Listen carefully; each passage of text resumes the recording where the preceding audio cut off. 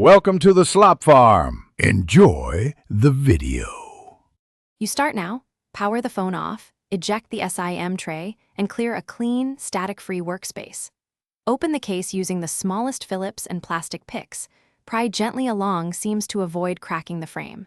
Once the rear is off, locate the volume button assembly or flex ribbon near the side controls. Make sure to note screw locations as you remove them, and keep parts organized so reassembly matches the order they came out. This prevents fit issues later. With the battery connector safely disconnected, you'll see the volume flex and its retaining clips. Carefully lift them with tweezers.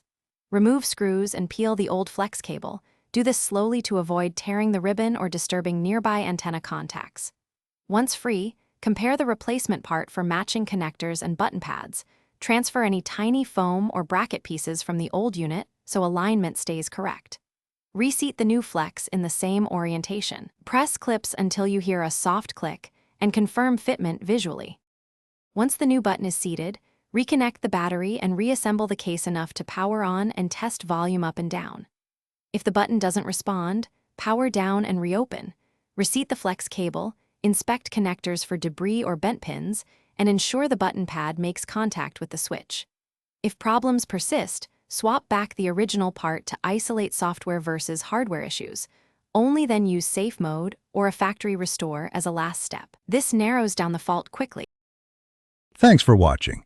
Consider subscribing if we helped you today.